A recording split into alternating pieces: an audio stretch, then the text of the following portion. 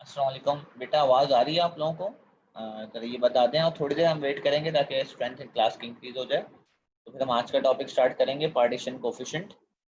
ये मैंने इसकी जो वर्कशीट है ये पूरी आपके गूगल क्लासरूम पे भी अपलोड कर दी है। आप वहाँ से जाके in the mean time download कर सकते हैं।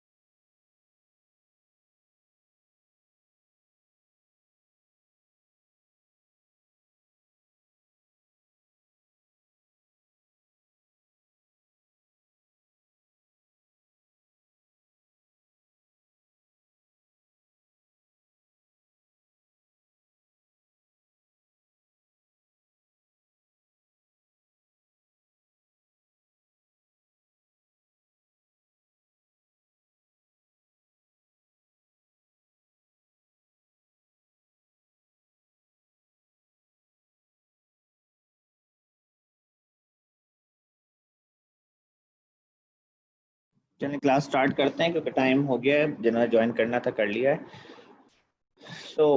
आज का टॉपिक हमारा इस चैप्टर का लास्ट टॉपिक है। उसके बाद हमारी नेक्स्ट क्लास, एक क्लास शायद बीच में मंडे पड़ेगी, और उसके लिए कोई स्पेसिफिक टास्क तो भी मुझे अलॉटेड नहीं नज़र आ रहा। अगर इसके पास पेपर्स भी हो जाते हैं चैप्टर के, तो हो सकता है कि अगर ये हमने आज कंप्लीट कर लिया तो हो सकता है मैं आपकी मंडे का क्लास का शायद ऑफ कर दूं, और हम ट्यूसडे को इन स्कूल ही मीटअप करेंगे, क्योंकि 15th ट्यूसडे की पड़ रही है। बट अभी मुझे स्कूल से कोई ऑफिशियल नोटिफिकेशन नहीं मिला है कि are they opening it on 15th और नॉट। इट्स गवर्नमेंट नोटिफिकेशन जिस पे मैं बेस कर रहा हूँ। हो सकता है स्कूल्स, कुछ स्कूल्स मैंने सुना है कि अपनी क्लासेस जो हैं वो थोड़ा अपनी मर्जी से ऑन कर रहे हैं। कुछ स्कूल्स 1 अक्टूबर से ऑन कर रहे हैं। They continuing with the online session throughout the September. तो I have no news about the Wells college right now. तो अगर उन्होंने ऑनलाइन कंटिन्यू की then we will be having a class on Monday, और फिर हम नया chapter start कर देंगे, ठीक है। And that's going to be like transition elements. So what is partition coefficient, और इसकी कैलकुलेशन हमें सीखनी है। तो इसका कॉन्सेप्ट ये है कि ये एक सेपरेशन टेक्निक है, ठीक है। और ये क्या चीज़ सेपरेट करती है और किस तरह सेपरेट करती है ये मैं आपको समझाऊंगा। तो इस तरह एक इन्होंने सिनेरियो दिया हुआ है। ये जो इक्विपमेंट बना हुआ है this is called a separation funnel. Separation funnel, ठीक है, कहलाती है। ये ब्यूरेट की शक्ल की तो है, पर ये काफ़ी ब्रॉड होती है। ब्यूरेट काफ़ी नैरो होती है, काफ़ी ब्रॉड होती है, इसमें ज़्यादा लिक्विड आता है काफ़ी। तो इमेजिन करें कि आपके पास एक बीकर है, उसके अंदर आपके पास वाटर है, उस वाटर में एक कंपाउंड डिजोल्व हुआ हुआ है एक्स, कोई भी हो सकता है दुनिया का ये कंपाउंड। तो ये एक्स एक्वस सॉल्यूशन है, एक्स का एक्वस सॉल्यूशन है। तो जो सॉल्यूशन होता है उसके अंदर एक सॉल्यूट पार्ट होता है, एक सॉल्वेंट पार्ट होता है। तो x is your solute and water is your solvent. हम ये चाहते हैं कि हम पानी में से इस सॉल्यूट को एक्स को बाहर निकाल लें, अलग कर लें, जिसके बहुत सारे तरीके हो सकते हैं, but one of them is solvent extraction. जो हम पढ़ रहे हैं सॉल्वेंट एक्सट्रैक्शन कहलाता है कॉन्सेप्ट, ठीक है। सॉल्वेंट एक्सट्रैक्शन का जो मेथड है वो इस लॉजिक पे बेस करता है कि अगर मैं इस बीकर के अंदर एक और लिक्विड पोर इन करूं, और वो लिक्विड वाटर के साथ मिक्स ना होता हो, उस लिक्विड की खास बात ये हो कि that liquid should not mix with water, it should be immiscible in water. अच्छा, मैंने इसको थोड़ा सा ऊपर दिखाया है, तो दैट मीन्स कि उसकी डेंसिटी पानी से कम है। तो अगर आप एक लिक्विड पानी में ऊपर डालेंगे और उसकी लिक्विड की डेंसिटी पानी से कम होगी तो वो ऊपर सेटल हो जाएगा, पानी से ज़्यादा होगी तो वो नीचे सेटल हो जाएगा। तो इट डजेंट मैटर कि कौन कौन अपर लेयर बनता है और कौन लोअर लेयर बनता है। मेन पॉइंट इज कि जब आप एक लिक्विड इसमें डालेंगे, ऊपर जो मैं पैराग्राफ अभी पढ़ूंगा उसमें इन्होंने लिक्विड सेलेक्ट किया है ईथर। ईथर पानी में सॉल्व नहीं होता, डिजोल्व नहीं होता। उसके बाद आप इसको बंद कर दें, वो काइंड ऑफ सेपरेशन फनल सी बन जाएगी है, और इसको आप अच्छी तरह शेक करें। जब आप इसको शेक करेंगे तो शेकिंग के दौरान जो आपका सॉल्यूट है जो इनिशियली पानी में डिजोल्व था, इसके कुछ molecules, in fact majority of the molecules पानी में से निकल के ईथर में चले जाएंगे। अच्छा, मेजॉरिटी क्यों चले जाएंगे? क्योंकि ये सब्सटेंस ईथर में ज़्यादा सॉल्युबल होगा। ये हमें ऐसा सॉल्वेंट सेलेक्ट करना पड़ेगा जिसमें एक्स पानी से ज़्यादा सॉल्युबल हो। ईथर के अंदर एक्स पानी से ज़्यादा सॉल्युबल है, यानी कि जो आप सॉल्वेंट सेलेक्ट करें उसकी दो प्रॉपर्टीज होना चाहिए। एक प्रॉपर्टी उसकी ये होना चाहिए कि एक तो वो पानी के साथ मिक्स ना होता हो, ठीक है, इमिसिबल हो पानी के साथ। दूसरी इसकी प्रॉपर्टी ये होना चाहिए कि जो एक्स है जो पानी के अंदर सॉल्यूट डिजोल्व हुआ हुआ है वो उस ईथर के अंदर ज्यादा डिजोल्व होता हो, ज्यादा सॉल्युबल होता है उस ईथर के अंदर। अगर इन दोनों में से कोई भी एक प्रॉपर्टी मिसिंग होगी तो सॉल्वेंट एक्सट्रैक्शन इनएफिशिएंट हो जाएगी, ठीक है। तो जब आप इसको शेक करेंगे तो शेकिंग के बाद जब आप इसको दोबारा छोड़ेंगे तो लेयर्स दोबारा अपनी जगहों पे आ जाएंगी, सेपरेट हो जाएंगी।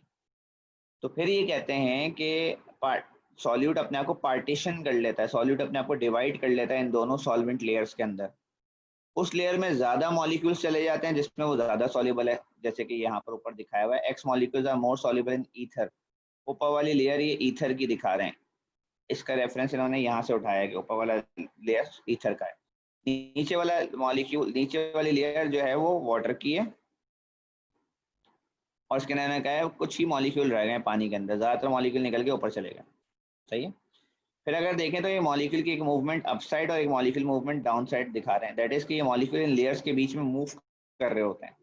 पर मूव तो कर रहे होते हैं पर हमेशा ऊपर अमाउंट ज्यादा रहती है इनकी, नीचे अमाउंट कम रहती है। यानी कि अगर नीचे 1 2 3 4 5 6 मॉलिक्यूल हैं तो कॉन्स्टेंटली 6 रहेंगे, ऊपर में गिन नहीं रहा इतने ज्यादा मॉलिक्यूल हैं, फर्स्ट करें 20 हैं, तो 20 में से अगर एक मॉलिक्यूल नीचे आता है तो 6 में से एक मॉलिक्यूल ऊपर चला जाता है। दैट मीन्स ये क्वांटिटीज नीचे और ऊपर कांस्टेंट रहती हैं पर इनके बीच मूवमेंट रहती है। ठीक है, तो दैट मीन्स इनके बीच एक इक्विलिब्रियम स्टैब्लिश हुआ है कि एक्स की जो कंसंट्रेशन एक्वस लेयर में है और जो एक्स की अब कंसंट्रेशन ईथर के लेयर में हो गई है, इनके बीच मूवमेंट तो है पर एक इक्विलिब्रियम आया हुआ है। ईथर में जितनी क्वांटिटी है वो अपनी जगह फिक्स है और जो वाटर में क्वांटिटी वो अपनी जगह फिक्स है। तो ये अलग अलग एक्सपेरिमेंट्स करके लोग देख चुके हैं कि अगर आप 10 स्टूडेंट्स को एक्सपेरिमेंट्स करने को दें और किसी को आपसे कहें कि इसको जो आप मिक्स कर रहे हैं 10 मिनट के लिए मिक्स करें, किसी को बोले 1 आवर के लिए मिक्स करें, किसी को कहें ज़्यादा फोर्स से मिक्स करें इसको, किसी को कहें मशीन के जरिए और इस हाई स्पीड में मिक्स करें, तो अलग अलग तरह के आप एक्सपेरिमेंट करके देख लें। 10 के 10 स्टूडेंट्स का रिजल्ट एक ही आएगा। अगर 26 मॉलिक्यूल्स थे टोटल ईथर के, 26 मॉलिक्यूल्स थे एक्स के, कंपाउंड एक्स के, तो 26 में से हमेशा 20 ईथर में चले गए होंगे और 6 नीचे रह गए होंगे। 10 के 10 स्टूडेंट का रिजल्ट सेम होगा, जिसने 10 मिनट के लिए शेक किया, जिसने 1 घंटे के लिए शेक किया, जिसने बहुत ज़्यादा फोर्स से इसको शेक किया, किसने मशीन के जरिए मिक्सिंग की, सबका लेयर सेटल होने के बाद एक ही तरीके का डिवीजन आएगा। वो ये है कि 20 मॉलिक्यूल्स ऊपर वाली लेयर में, ईथर वाली लेयर में, और 6 मॉलिक्यूल नीचे वाटर वाली लेयर में डिस्ट्रीब्यूट हो जाएंगे। दैट मीन्स कि ये डिस्ट्रीब्यूशन एक कांस्टेंट है और उसको पार्टीशन कोफिशिएंट कांस्टेंट कहा जाता है इस डिस्ट्रीब्यूशन को। तो इस कांस्टेंट को निकालने का तरीका ये होता है कि अगर आपके पास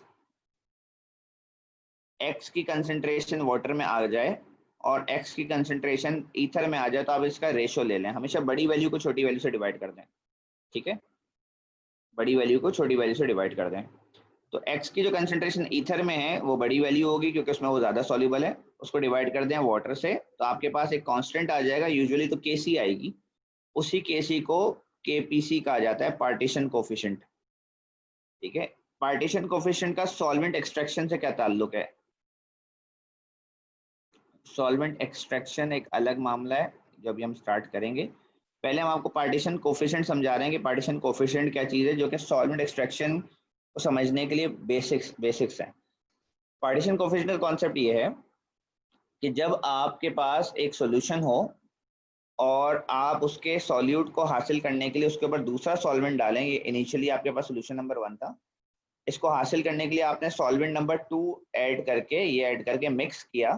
तो मिक्स करने के बाद जो ये सिनेरियो है, यहाँ से कॉन्सेप्ट निकलता है पार्टीशन कोफिशिएंट का। वो ये है कि ये जो सॉल्यूट x है ये अपने आप को दोनों लेयर्स में डिवाइड तो करेगा, पर जो ये प्रोपोर्शन है ये हमेशा फिक्स्ड प्रोपोर्शन है, ये रैंडम नहीं है कि कभी नीचे 6 पार्टिकल आ गए तो कभी 60 हो जाएंगे नीचे, और कभी ऊपर 20 है तो कभी बाद में 2 रह जाएंगे, ऐसा नहीं है। ऊपर जो प्रोपोर्शन चला गया अब हमेशा ऊपर वो वही प्रोपोर्शन कांस्टेंट रहेगा, चाहे कोई और स्टूडेंट क्वेश्चन कर ले। ठीक है, वो प्रोपोर्शन कब चेंज हो सकता है? आपका केस सिनेरियो क्या है? आपका केस ये है, केस नंबर 1 आप क्या पढ़ रहे हैं? आप पढ़ रहे हैं कि पहले x जो था वो डिसॉल्व था वाटर में और आपने उसमें ऐड किया है ईथर। जब तक आपका केस ये रहेगा कुछ चेंज नहीं होगा। चेंज होने का सिर्फ ये तरीका है कि ये 2 चीजें चेंज हो जाएं। ये 2 चीजें चेंज हो जाएंगी, अभी हम टेम्परेचर का इफेक्ट नहीं पढ़ रहे, उससे भी चीजें चेंज हो जाती हैं।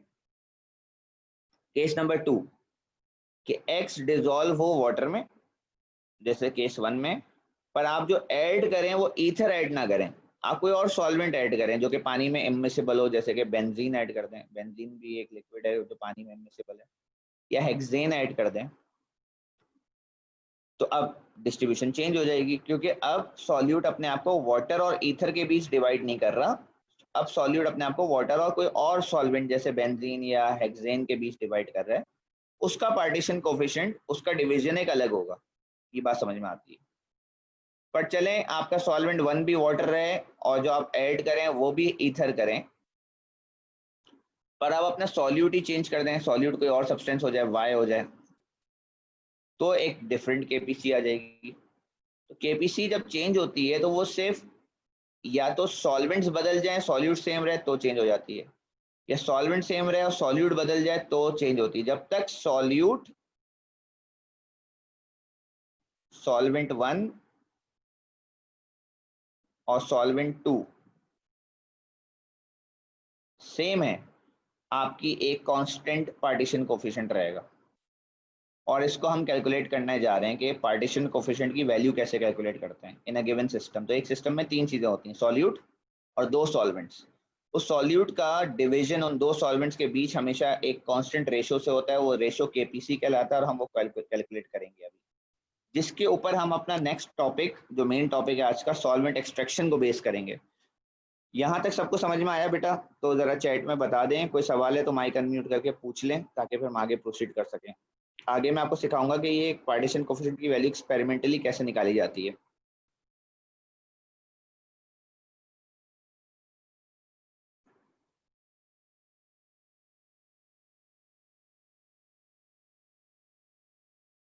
ठीक है।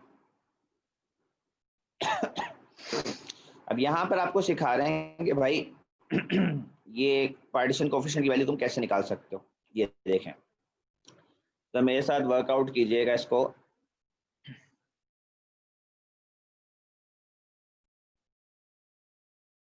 सबसे पहली बात ये कि इन्होंने कहा कि इन्होंने एक बीकर में 100 cm³ हेक्सेन ली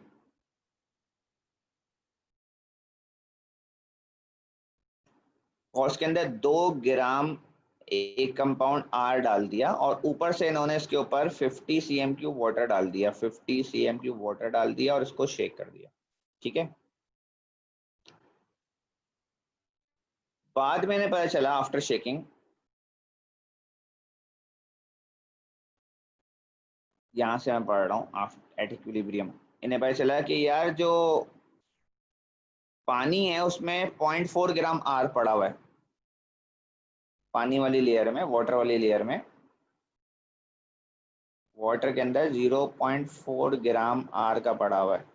तो जाहिर सी बात है, ये 0.4 ग्राम जो है वो नीचे वाली लेयर में से ऊपर वाली लेयर में ट्रांसफर हुआ है। तो दैट मीन्स कि हेक्सेन वाली लेयर में 1.6 ग्राम आर होगा, क्योंकि उसमें इनिशियली 2 ग्राम था, तो ऊपर 0.4 ग्राम चला गया है, तो नीचे 1.6 ग्राम बचा है। तो ये जो 0.4 ग्राम है ये 50 cm³ में पड़ा हुआ है और ये जो 1.6 ग्राम है ये 100 cm³ में पड़ा हुआ है। अब आप कंसंट्रेशन निकाल सकते हैं, क्योंकि कंसंट्रेशन जिस तरह ये लोग निकालते हैं वो है मास अपॉन वॉल्यूम, और इसमें वॉल्यूम को डीएम³ में करने की कोई जरूरत नहीं है क्योंकि रेशो लेना होता है। अब डीएम³ में करके करेंगे तो भी केपीसी वो आएगी, तो आप अपना एक स्टेप बचा लें, उसको cm³ में रहने दें। कंसंट्रेशन ये चाहते हैं ग्राम पर cm³ में निकालें आप लोग, उससे जिंदगी थोड़ी ज्यादा आसान हो जाती है। तो अगर आप देखें, इनका सबसे पहला स्टेप है, step number 1, concentration of R in water. इन्होंने क्या किया, मास को वॉल्यूम से डिवाइड कर दिया, तो ये कंसंट्रेशन आ गई, इतने ग्राम पर cm³। फिर इन्होंने concentration of R in hexane निकाला है जो कि 1.6 ग्राम ओवर 100 की है, तो ये आ गई कंसंट्रेशन। इसमें से बड़ी वैल्यू को छोटी वैल्यू से डिवाइड कर दिया, हेक्सेन की कंसंट्रेशन को डिवाइड किया वाटर की कंसंट्रेशन से। ये देखें, हेक्सेन की कंसंट्रेशन को वाटर की कंसंट्रेशन डिवाइड किया, जो रेशियो आया है, क्योंकि ऊपर ग्राम पर cm³ था यूनिट, ग्राम पर cm³ था, नीचे भी ग्राम पर cm³ था, तो यूनिट कैंसिल हो जाता है। केपीसी का कोई यूनिट नहीं होता कभी भी, क्योंकि जो आप कंसंट्रेशंस का रेशियो लेते हैं, कंसंट्रेशंस की यूनिट्स कैंसिल हो जाते हैं, सेम यूनिट्स होते हैं ग्राम। तो ये आ गया 2। इस तरह आप केपीसी कैलकुलेट करते हैं। ये बेटा वैल्यू समझ में आई केपीसी की कैसे अटेन होती है?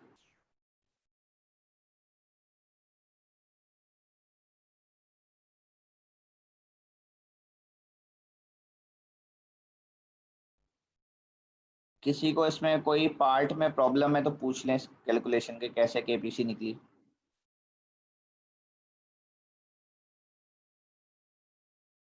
क्वेश्चन पढ़ लें, एक दफा देख लें।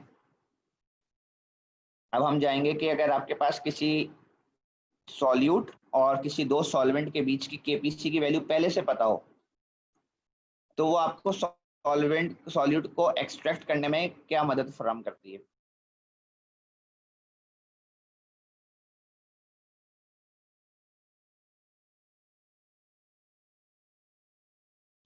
मुबशर बेटा माइक अनम्यूट करके पूछें। जी अस्सलाम सर। सर मैं ये पूछ रहा था कि सॉल्वेंट को डिवाइड करेंगे सॉल्वेंट 1 से कि कंसंट्रेशन से या बड़ी वैल्यू को छोटी वैल्यू से डिवाइड करेंगे? बड़ी वैल्यू को छोटी वैल्यू से डिवाइड करेंगे, पर अगर एक बात सुना, जरा समझते हैं एक बात को। फर्ज करो तुम्हारे पास एक अमाउंट है, पैसों की अमाउंट मेरे पास है, ठीक है, और हम दोनों ने उसका रेशो लेना है। फर्ज करो तुम्हारे पास जो है वो 100 रुपये, मेरे पास 50 रुपये। तो क्या ज़रूरी है कि वो रेशो में आप 100 को 50 से डिवाइड करें? 50 को 100 से डिवाइड नहीं कर सकते क्या? कर सकते हैं। रेशो बदल जाएंगे क्या? नहीं, सेम ही बस रहेंगे ना। वैल्यूज चेंज हो जाएंगी जी। मतलब बताने का तरीका इन्वर्स हो जाएगा, बात तो वही रहेगी।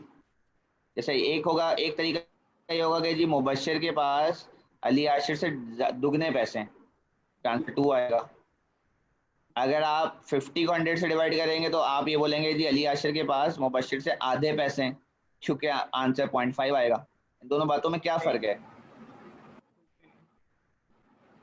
कोई फ़र्क नहीं है ना। तो बेसिकली तो किसको किससे डिवाइड करें कोई फ़र्क नहीं पड़ता, क्योंकि ये रेशो है। सही है भाई, नंबर 1। तो इसकी ना 2 अप्रोचेज हैं।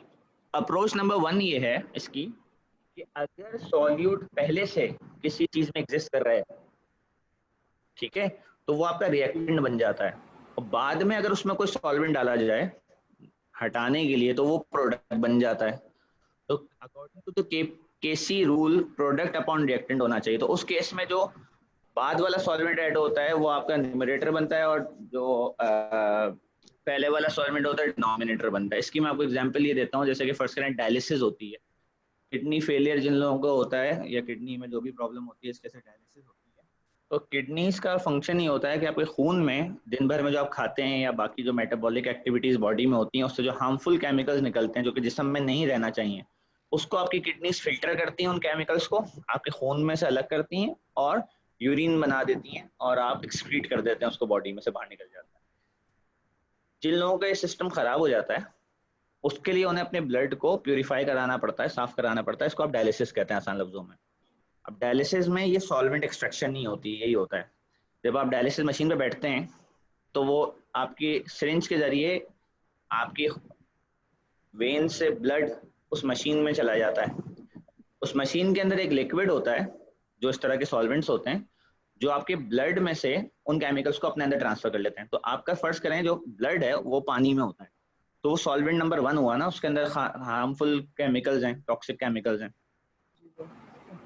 तो वो रिएक्टेंट कहलाएगा उस वक्त। और जो डायलिसिस मशीन है उसके जो भी सॉल्वेंट्स वो यूज करते हैं उसके अंदर, वो प्रोडक्ट कहलाएगा। तो उस केस में आपको उसको ऊपर रखना है और आपके वाटर ब्लड को नीचे रखना है, ठीक है। पर जैसे ये क्वेश्चन है, ठीक है, ये वैसे जो अप्रोच है इसका कोई हार्ड एंड फास्ट रूल नहीं है। तो कुछ लोग कहते हैं कि जी बड़ी वैल्यू को ऊपर रखें, छोटी वैल्यू को नीचे रखें, ताकि हमेशा आंसर केपीसी का जो है वो एक होल नंबर आए रादर देन फ्रैक्शन।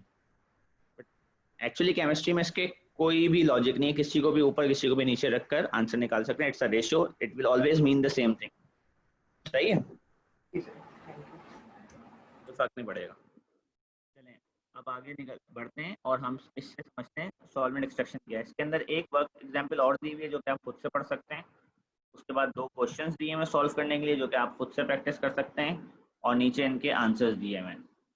यहाँ तक ये सारा काम पार्टीशन कोफिशिएंट निकालने के ऊपर है कि पार्टीशन कोफिशिएंट कैसे निकालते हैं। तो ये आपने खुद ने पढ़ना है ये सारी चीज़ों को। मैं अब आपको लेके जा रहा हूँ सॉल्वेंट एक्सट्रैक्शन के ऊपर, कि जो आपने पार्टीशन कोफिशिएंट का कॉन्सेप्ट पढ़ा है ये सॉल्वेंट एक्सट्रैक्शन के ऊपर कैसे अप्लाई होता है।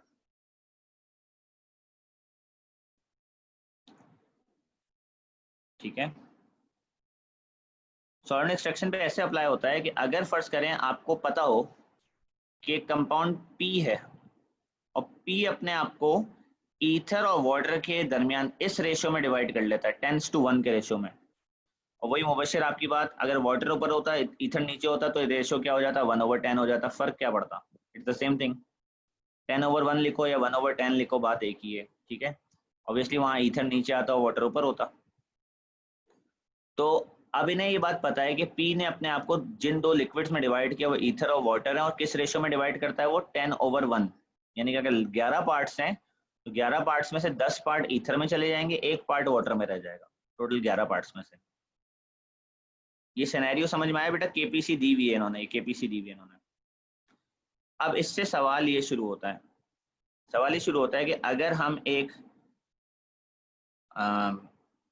ऑर्गेनिक प्रिपरेशन कर रहे हैं, यानी कि कंपाउंड बना रहे हैं हम, ठीक है, तो उस कंपाउंड को बनाने के बाद हमें उसको अलग करना है, पानी में से अलग करना है, ठीक है। जैसे कि इन्होंने कहा कि हमने 10 ग्राम पी बना लिया, एक बीकर है, इसमें रिएक्शन लगाया, उस रिएक्शन में 10 ग्राम पी सक्सेसफुली तैयार हो चुका है, और पर ये जो है 100 सीएम क्यूब पानी में पड़ा हुआ है इस वक्त। आप चाहते हैं कि यार ये 100 सीएम क्यूब पानी में से हम इसको मैक्सिमम बाहर निकाल लें, 10 ग्राम को पानी में से अलग कर दें किसी तरह। इसके लिए एक तरीका ये है कि आपको 20 सीएम क्यूब हेक्सेन अवेलेबल है।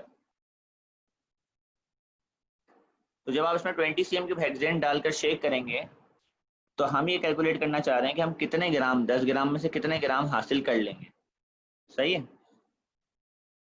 तो ये कैलकुलेट करने का तरीका क्या है कि आप सबसे पहले तो माइंड में इमेजिन करें कि आपने यहाँ पर 20 सीएम क्यूब हेक्सेन डाला है ऊपर,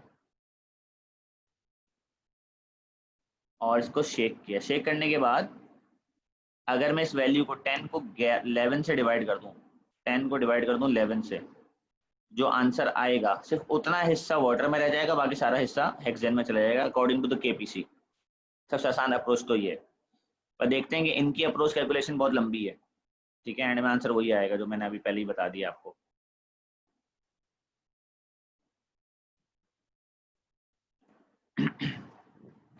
वो ये है कि याद रहे कि इन्होंने कहा है कि जो केपीसी 10 आ रही है ना आपकी, ये इसलिए 10 आ रही है क्योंकि आपको concentration of P in ether है, पी की कंसंट्रेशन ईथर में डिवाइडेड बाय पी की कंसंट्रेशन वाटर का रेशो है ये 10/1। अब कंसंट्रेशन क्या होती है? कंसंट्रेशन खुद होती है mass over volume in ether divided by mass over volume in water is equals to 10। यहाँ तक सब साथ हैं बेटा? इन्होंने कंसंट्रेशन को, जो कंसंट्रेशन होती है मास ओवर वॉल्यूम, उसमें कन्वर्ट कर दिया। इसके बाद अब ये इसकी जगह सब्स्टिट्यूट करेंगे वैल्यूज। अब मुझे बताओ कि ईथर में मास शेकिंग के बाद कितना चले जाएगा? हमें नहीं पता, हमें नहीं पता कि वो मास ईथर का शेकिंग के बाद कितना चला जाएगा। हम उस मास को अज्यूम करेंगे कि जी वो चला गया है x ग्राम्स, ठीक है। तो नीचे मास शेक करने से पहले वाटर में मास शेक करने से पहले 10 ग्राम था, अगर उसमें से x ग्राम्स ऊपर ट्रांसफर हो गया तो नीचे कितना रह गया है? तो नीचे जो मास रह गया है वो है 10 minus x grams, 10 minus x grams नीचे रह गया है, ठीक है। ये मास की डिस्ट्रीब्यूशन समझ में आई बेटा कि अगर ऊपर x ग्राम चला गया आफ्टर शेकिंग तो नीचे 10 माइनस एक्स ग्राम्स रह गया है। जरा ये बताएं जरा चैट में मुझे, तो फिर मैं आगे बढ़ूँ उसको लेके।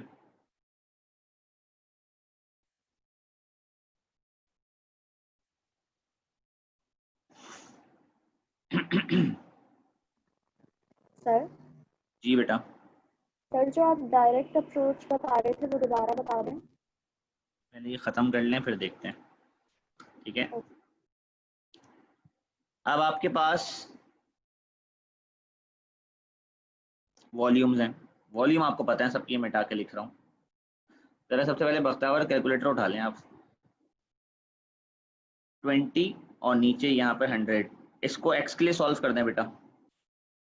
इस मैथमेटिकल एक्सप्रेशन को x के लिए सॉल्व कर दें। मैं आपको आसान लफ्जों में लिख देता हूँ, 10/20 डिवाइडेड बाय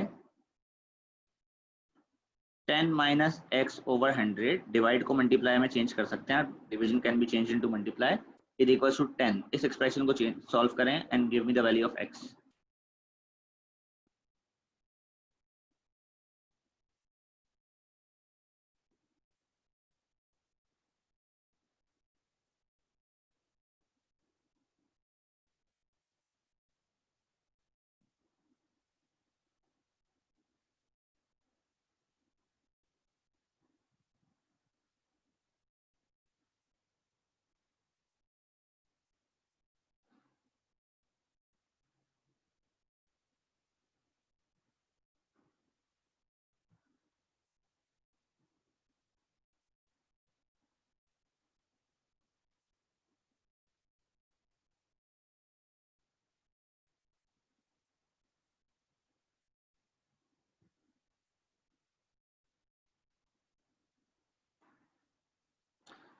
ये मुबशिर सर ने मेरा सॉल्व कर लिया।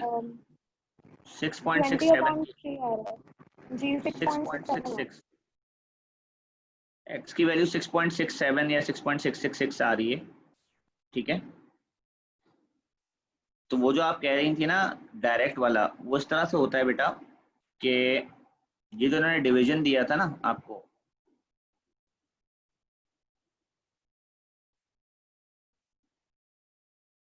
Ten parts over one part, तो इन्होंने ये 10 पार्ट और 1 पार्ट के हिसाब से ही कंसंट्रेशंस बनाई हैं, ये कंसंट्रेशन ये कंसंट्रेशन, फिर इसको इन्होंने डिवीजन को चेंज इनटू मल्टीप्लाई किया है, तो वॉल्यूम ऊपर मास नीचे आ गया, ऊपर 10 1 ही रखा है इन्होंने। इधर इन्होंने वॉल्यूम्स पुट इन कर दी, ये पानी की वॉल्यूम है 100, ये ईथर की वॉल्यूम है 20, ये डिवीजन चेंज इनटू मल्टीप्लाई हुआ इसलिए इस तरह हो गया, रेसिप्रोकेट हो गया। फिर मास इन्हें नहीं पता, इन्होंने ये एक्स वाली लॉजिक नहीं लगाई है, जो मैंने एक्स वाली लॉजिक से सॉल्व किया ना, मुझे ये ज़्यादा बेटर लगती है, ठीक है। डायरेक्ट आपको पता चल गया ईथर में कितना चला गया, ईथर एक्स की वैल्यू आ गई 6.67 ग्राम, तो बाकी जैसी बात है नीचे 3.33 ग्राम नीचे होगा, 10 में से बचा है। ये से इस तरह सॉल्व कर रहे हैं, तो जब इसको सब चीज़ों को उस तरफ ले जाएंगे तो mass of P in ether ऊपर रह जाएगा, mass of P in water नीचे रह जाएगा, उधर आंसर आ जाएगा 2/1, mass of P in ether over mass of P in water 2/1 हो जाएगा। यानी कि इस डिवीजन पे ये डिवीजन क्यों हो गई, वॉल्यूम्स की वजह से, क्योंकि वॉल्यूम अनइक्वल थी इसलिए डिवीजन ये बन गई। बख्तावर ये समझ में आई, ये आपकी पहली चीज थी। वॉल्यूम का इफेक्ट इसके ऊपर ऐड किया तो वो इसमें कन्वर्ट हो गई थर्ड में। अब आप पार्ट्स निकालेंगे, अब टोटल पार्ट्स कितने हैं, 2/1 मतलब 3 पार्ट्स, टोटल 3 पार्ट्स। तो 10 ग्राम को 3 हिस्सों में डिवाइड करो जरा, 10 ग्राम को 3 हिस्सों में डिवाइड करो, एक हिस्सा आएगा 3.33 का। पानी को कितने हिस्से देने दो मैं, वाटर को एक हिस्सा देना है, ईथर को कितने हिस्से देने हैं, बाकी के 2, तो ये हिस्सा चला गया वाटर को, बाकी का हिस्सा चलेगा ईथर को, तो ईथर का हिस्सा क्या बचा 6.67। ये चीज आप डायरेक्ट उससे भी निकाल सकते हैं जो मैंने आपको बताया, आंसर वही आएगा 6.67, ये रहा आंसर, ईथर में 6.67 चला गया। ये बात समझ में आई सबको?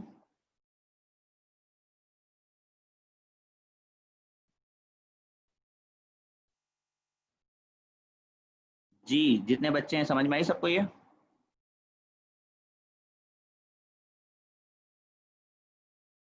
अच्छा, चलें आगे बढ़ते हैं। एक और बात ये है कि इस वक्त आपके पास, इसी क्वेश्चन को रिपीट करते हैं, आपके पास एक बीकर था, उसमें आपके पास 10 ग्राम पी पड़ा हुआ था 100 सेंटीमीटर क्यूब पानी में, आपके पास लैब में 20 cm³ हेक्सेन अवेलेबल था। तो व्हाट इफ आप इस 20 cm³ हेक्सेन को एक दफा में पूरा ऐड ना करते, ठीक है, आप हेक्सेन को पूरा का पूरा 20 cm³ ऐड ना करते, आप इसमें से सिर्फ 10 cm³ ऐड करते, आधा ऐड करते, आधा बचा के रखते, 10 cm³ ऑफ हेक्सेन ऐड करते और शेक करते, तो ऑब्वियसली फर्क कहाँ आता, फर्क आपका इस जगह पे आता ना, ये देखें, ये तो 100 वैसे ही रहता है, ये 20 की जगह ये वैल्यू क्या हो जाती है 10, एग्री, सब एग्री कर रहे हैं कि वैल्यू 20 की जगह 10 हो जाती है, यहाँ पे डायरेक्ट मैं यहाँ आ गया हूँ,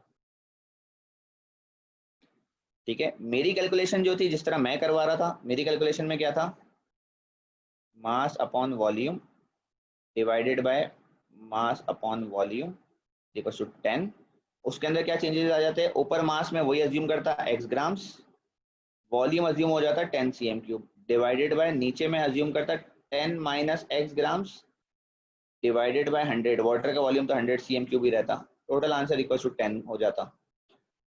चाहे तो इससे x निकाल के देख लें, इससे x निकाल लें, 5 ग्राम आएगा आंसर, निकालें x, इस मैथ से निकालें, x की वैल्यू निकालें जैसे मुबशिर ने अभी निकाली थी, 5 ग्राम आएगा। चाहे तो इस रेशो से यहाँ से कर लें, दिस वन, ये रेशो क्या हुआ, mass of P in ether over mass of P in water, तो ईथर में एक पार्ट जाएगा, वाटर में एक पार्ट जाएगा, तो टोटल पार्ट कितने हुए, टोटल 2 पार्ट हुए, दो पार्ट का मतलब है कि अगर आपके पास मास 10 ग्राम है तो पहले तो 10 को दो हिस्सों में डिवाइड करो, एक हिस्सा बचा 5 ग्राम का, तो वो 5 ग्राम का जो हिस्सा है, क्योंकि वो बराबर है टोटल मास का, आधा है एग्जैक्ट, तो आधा आधा हो गया मास। 5 ग्राम चला गया ईथर में, 5 ग्राम रह गया वाटर में। चाहे इस मेथड से सॉल्व कर लो, लेफ्ट साइड से राइट हैंड से आंसर 5 ग्राम आएगा। तो अगर आपने 20 ग्राम की 20 सीएम क्यूब इस्तेमाल करने के बजाय 10 सीएम क्यूब इस्तेमाल किया होता तो आप 5 ग्राम निकाल पाते, जबकि आपने 20 सीएम क्यूब जो इस्तेमाल किया था उससे आपने 6.67 ग्राम निकाला। आप मास पे फोकस ना करेंगे, आपने 6.67 ग्राम ज्यादा निकाल लिया तो वो ज्यादा बेहतर बात है, ऐसा नहीं है। अभी ये ध्यान में रखेंगे आपके पास 10 सीएम क्यूब हेक्सेन बचा हुआ है, 10 सीएम क्यूब हेक्सेन अभी इस्तेमाल हुआ है, 10 सीएम क्यूब हेक्सेन बचा हुआ है। अब जब उस 10 सीएम क्यूब हेक्सेन को भी ऐड करेंगे तो क्या इफेक्ट पड़ेगा, पर ऐड करने से पहले आपको इस फर्स्ट लेयर को अलग करना पड़ेगा। जो पहली हेक्सेन की लेयर है उसको हटा दें जिसमें 5 ग्राम जा चुका है, ये जो 5 ग्राम इसमें आ गया है इस लेयर को आप यहाँ से हटा दें। ठीक है, अब जरा देखें सेकंड एक्सट्रैक्शन कहलाती है। सेकंड एक्सट्रैक्शन में क्या है, सब कुछ क्लियर कर रहा हूँ। सेकंड एक्सट्रैक्शन में क्या हो गया है कि पानी का वॉल्यूम तो वही 100 सीएम क्यूब है, पर अब पानी के अंदर मास 5 ग्राम रह गया, 5 ग्राम पी रह गया, क्योंकि 5 ग्राम पहली लेयर ले गई है हेक्सेन की अपने साथ। अब आपने एक नई फ्रेश लेयर हेक्सेन की डाली है 10 सीएम क्यूब दोबारा से, तो वो क्या करेगी, वो दोबारा से इसको इस रेशो में डिवाइड कर देगी। चाहे तो मेरे मेथड से कैलकुलेट कर लें। मेरा मेथड क्या है कि x ग्राम ऊपर चला गया हेक्सेन लेयर में, हेक्सेन की लेयर का वॉल्यूम कितना है 10 सीएम क्यूब, डिवाइडेड बाय पानी में कितना रह गया 5 gram minus x grams divided by 100 CM cube, total answer equals to 10। आपका x की वैल्यू जो आएगी वो 2.5 ग्राम आएगी, क्योंकि इस तरह के रेशो का, इनके रेशो का फायदा ये होता है हर दफा ये मैथ नहीं करना पड़ती, हर दफा ये मैथ करने की जरूरत नहीं, आपको पता चल गया 1:1 के रेशो में डिवाइड होगा। जब आप 10 सीएम क्यूब यूज करते रहेंगे, यहाँ तो 100 कांस्टेंट रहेगा, 10 यूज करने से हर दफा क्या होगा 1:1 का रेशो आएगा। तब अगर तो 2 पार्ट्स में डिवाइड करना है और टोटल मास 5 है, तो 5 को 2 हिस्सों में डिवाइड करेंगे तो एक हिस्से में तो 2.5 ग्राम जाएगा। तो याद रहे कि पहली एक्सट्रैक्शन, पहली 10 सीएम क्यूब अपने साथ 5 ग्राम ले गई थी, क्योंकि उस वक्त टोटल 10 था, 10 का आधा 5 ले गई थी। अगली 10 सीएम क्यूब अपने साथ 2.5 ग्राम का आधा ले गई है, तो टोटल ये 7.5 ग्राम लेके चली गई है। जबकि पिछली दफा जब आपने एक साथ 20 सीएम क्यूब इस्तेमाल किया था तो you were only able to extract 6.7 gram out of 10 which was 67%। Out of 10 अगर आपने 6.7 ग्राम एक्सट्रैक्ट किया है तो दैट इज 10%। एक मिनट बताओ,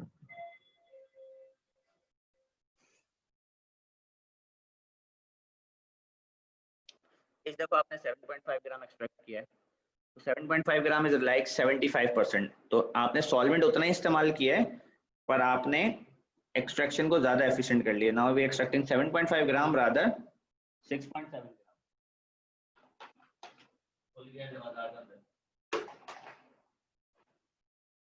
ठीक है, क्लियर है बेटा सबको ये? व्हाट इफ आप 5 सीएम क्यूब यूज करते हैं, आपका 20 सीएम क्यूब था ना, 20 सीएम क्यूब में आप 5 सीएम क्यूब कितनी दफा इस्तेमाल कर सकते थे, 4 दफा। तो उससे आप इवन और ज्यादा एक्सट्रैक्ट कर सकते हैं। तो बताने का मकसद ये कि जितना आप सॉल्वेंट कम कम यूज करेंगे और ज्यादा पार्ट्स में एक्सट्रैक्शन करेंगे उतना एक्सट्रैक्शन एफिशिएंट हो जाती है। ये देखें,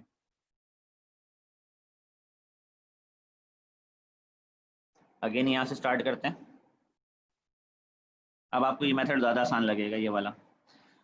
याद रहे कि डिफाइंड था, केपीसी पहले डिफाइंड थी, ठीक है। टोटल हेक्सेन कितना है 20 सीएम क्यूब, हम 5 सीएम क्यूब इस्तेमाल कर रहे हैं तो हमारे पास 4 एक्सट्रैक्शन हो जाएगी। फर्स्ट एक्सट्रैक्शन तो हम देखेंगे कितना मास आया, सेकंड एक्सट्रैक्शन, थर्ड एक्सट्रैक्शन और फोर्थ एक्सट्रैक्शन, इन सब में कितना कितना मास आता है। इमेजिनेशन के लिए एक बीकर है आपके पास, उस बीकर में आपके पास 10 ग्राम पी का पड़ा हुआ है 100 सीएम क्यूब पानी में, ऊपर आपने 5 सीएम क्यूब हेक्सेन डाल दिए, ठीक है। तो क्या होगा, सबसे अच्छी बात ये है, सब लोग अटेंटिव रह के देखिएगा बेटा यहाँ पे। सबसे अच्छी बात है सिर्फ ये वैल्यू चेंज हुई है इस तरह की कैलकुलेशन में, जो ये इसमें वर्किंग हुई है, इसमें ये 5 आ गया ना यहाँ पे, तो 100/5 जो है वो 50/100 मतलब हाफ हो गया, 1/2।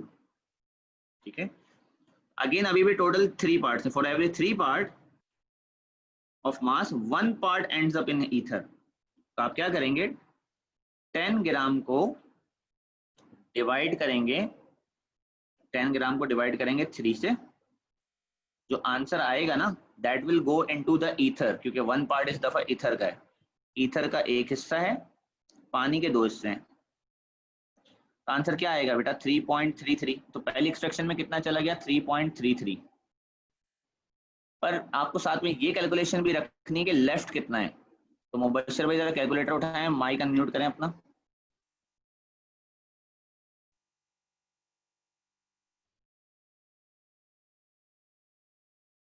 मुबश्शिर भाई जी सर। थोड़ा जोर से बोलिएगा।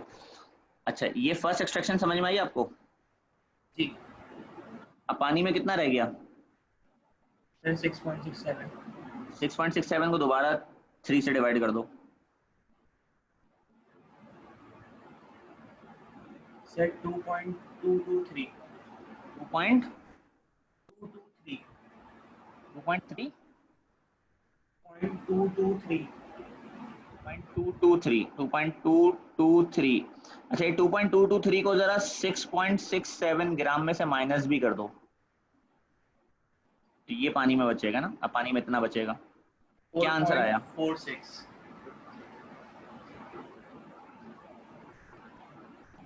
आंसर आया 4.46। 4.46 को 3 से डिवाइड कर दो, 4.46 डिवाइड बाय 3, 1.482। 1.48। 4.43 बताया था आपने मुझे, उसमें से 1.48 माइनस कर दो। 4.43 बताया था ना, जी सर। उसमें से 1.4, 2.95। इस आंसर को भी 3 से डिवाइड कर दो। 0.98। 0.98। अब इन सारी वैल्यूज का सम कर दो, ये टोटल मास आ जाएगा हेक्सेन लेयर में, बाकी जो बचेगा वाटर लेयर में डाल देंगे। 3.33 ऐड 2.223 ऐड 1.48 ऐड 0.98।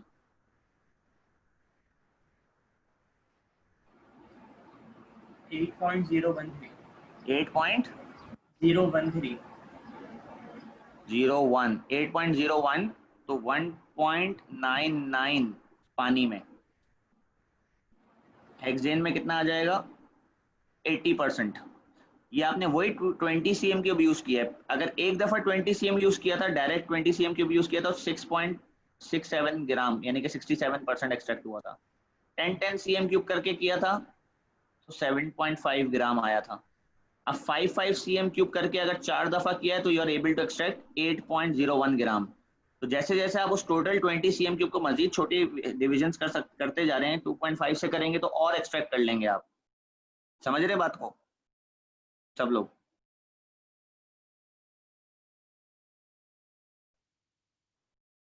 सबको ये कैलकुलेशन समझ में आ रही है बेटा?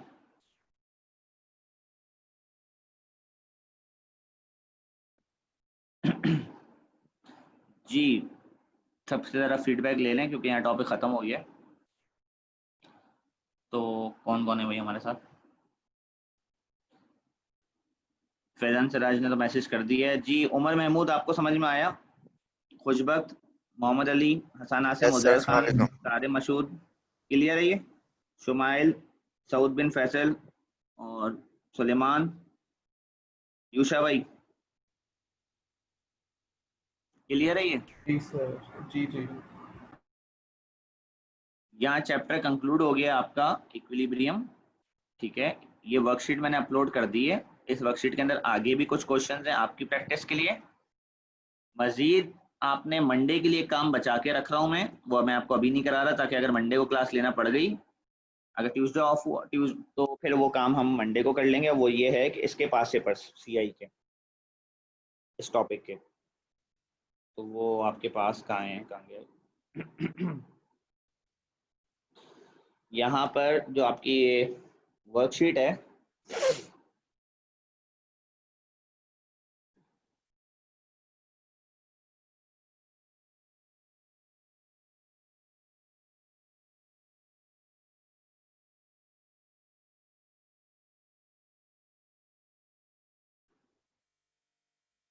इसके अंदर बिल्कुल लास्ट में KSP और कॉमन एंड इफेक्ट के इन क्वेश्चंस के बाद जो आपने लास्ट क्लास में किए थे, ये पार्टीशन कोफिशिएंट है, ये मैं मंडे के लिए बचा के रख रहा हूँ। हाँ ठीक है, कुछ क्वेश्चंस, ताकि अगर मंडे को क्लास हुई तो ये क्लास में कर लेंगे कुछ क्वेश्चंस और ये चैप्टर खत्म हो जाएगा। ठीक है, इन द मीन टाइम आप लोग ये चैप्टर बुक से पढ़ लें, और जब क्लासेस रिज्यूम होंगी 15 से होपफुली, तो हम एक नया चैप्टर ट्रांजिशन एलिमेंट स्टार्ट करेंगे। और फिर जब सिलेबस ख़त्म हो जाएगा एक दफ़ा, तो फिर जो टाइम बचेगा उसमें जो भी इन 3 चैप्टर में से कुछ बच्चे रिवीजन करना चाहते हैं वो उस वक्त कर सकते हैं। ठीक है, कोई सवाल किसी का, कुछ पूछना चाह रहे हो?